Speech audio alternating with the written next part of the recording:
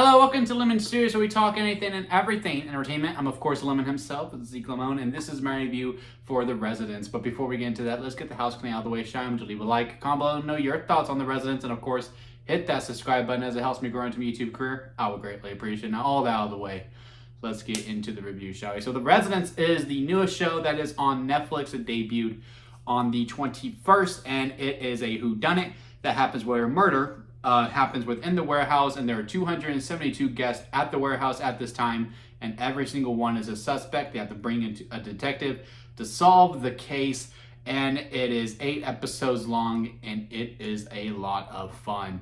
The Detective Carol, is played by Uzo Aduba, who is a fantastic talent, and I was really excited for her to actually be able to lead in something. She probably has led in other projects that I have not seen, but I've seen her, in Orange is the New Black and other stuff like that, where she is more supporting.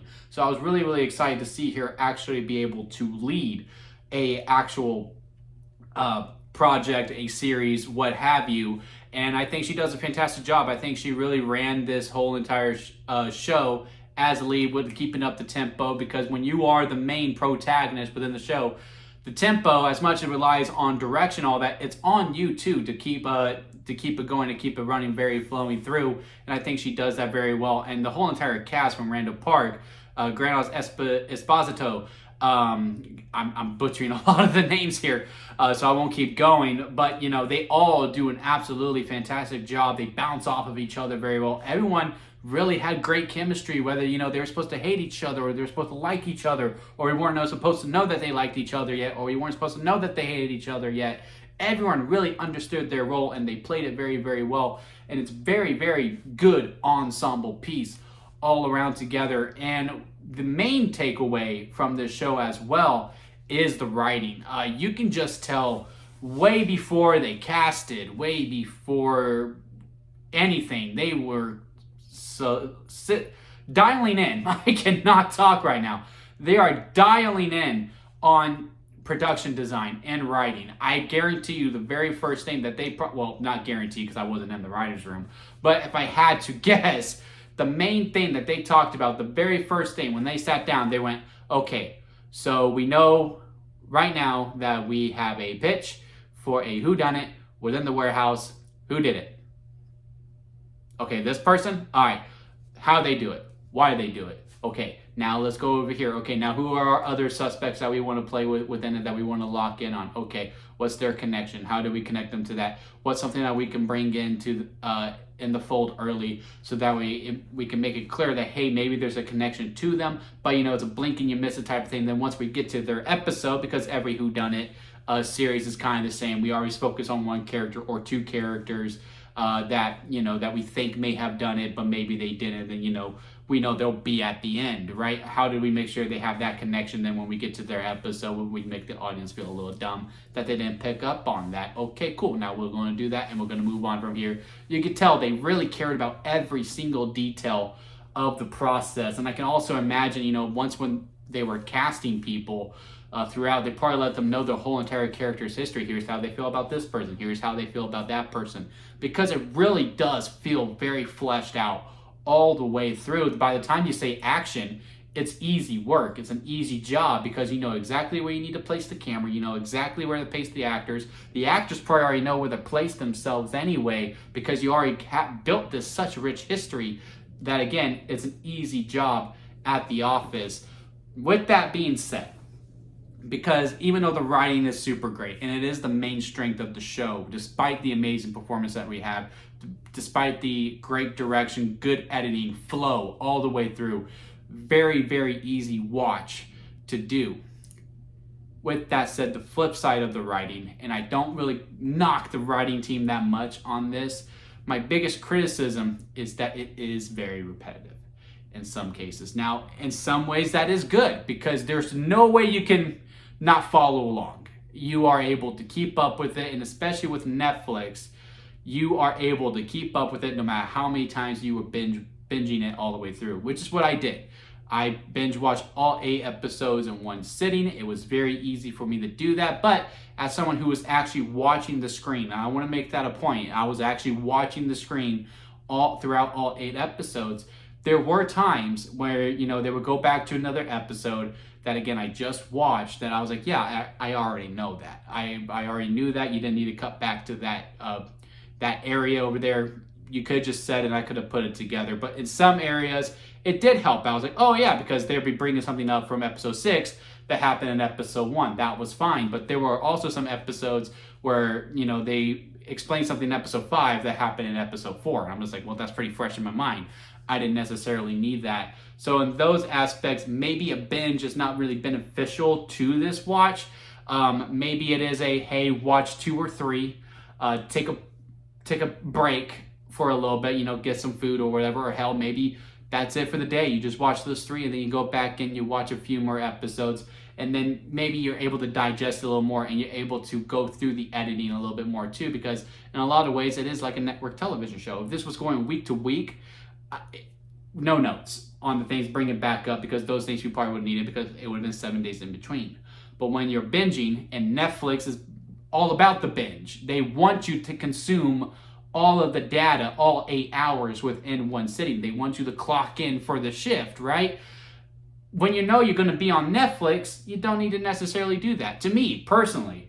But the other thing that was a real detriment to the show to me, that knocked it down a little bit, because I did overall love the show, one of my favorites of the year so far, granted, you know, still early, is that with the new Netflix model, if you do not know, it is that they want them to explain things that they are doing, or they want to repeat certain lines, so that way the people who aren't necessarily watching on the screen and just using Netflix as background noise while they're doing dishes, the laundry, or they're just on their phone and they just want something on because they don't want to sit in total silence, that they want them to do those certain things, like explain what they are doing or what they did, or repeat certain lines so that they can grab attention, that they can still follow along without necessarily watching.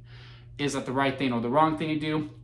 Me, personally, I think for shows, it's okay, because again, it is 8 hours.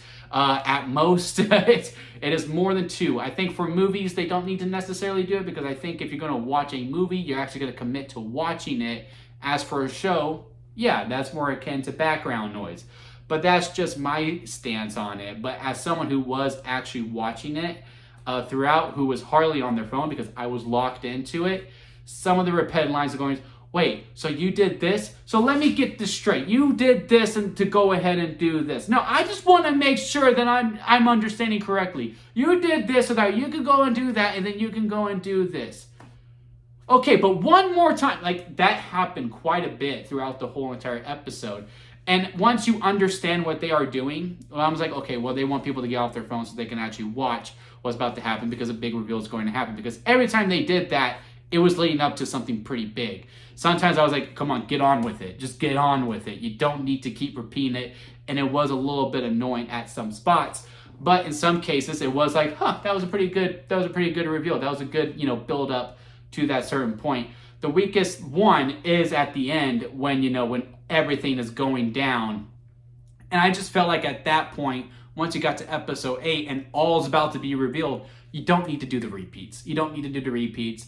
Let's just keep it going, and let's just keep the momentum going. And here I am repeating. But yeah, just keep the flow going is what I'm trying to say, and that you don't need to repeat yourself like I did just 5 times. But, besides that, where again, I can't really knock the writing team that much, because that's what Netflix wants. If you're going to be on our program and you want to be an original, that's something you're just going to have to come to do, because that's what our business model is going to be. Again, is it right or wrong? We'll see that later on down the road. But for me right now, I think it is okay. But as someone who was actually watching, it was a little bit annoying in some parts. And again, at times made it a little too quippy. And for that to come from me, who loves a good quip all the way through, I think it is warranted to at least bring up. Because if I'm thinking there's a line, there's definitely a line that gets crossed in some areas. But overall, again, I had a great time with this show. Performances are amazing. It flows very well through, besides the minor case where they do have to repeat themselves. Again, not fully their fault. That's more on Netflix, because that is their business model now. Again, don't necessarily knock them for it. And also, yeah, it was just a great show. It was just a very, very fun show. I had a great time with it. Hopefully we get a season 2. I don't know how we necessarily do that. Hopefully we get at least we would have to get a Duba for sure to play Detective Carol, and then I would like to see Randall Park back as well as her sidekick, as the one like, okay, he's the one I could trust, but always giving him the nick of things all the way throughout the whole entire show. I think they had really good chemistry as a friendly rivalry, but still mentor-mentee type thing throughout the show. So yeah, if you haven't had a chance to watch it, I will give it a shot. Again, they are very, very akin to detail, and if you watch the first episode, you could probably put a lot of things together. When I did my list, as most people do, when we do get the 3, when you get our list of suspects, I always limit myself to 3 picks by the end of the first episode. By the end of the first episode, I always go, okay, it's either this person, this person, this person. It's likely this, second, third. And I did get it. It was my second out of the 3. And I was like, hell yeah, I did it. And that was Alexa. I have no idea what she did. I don't even know how I got her connected.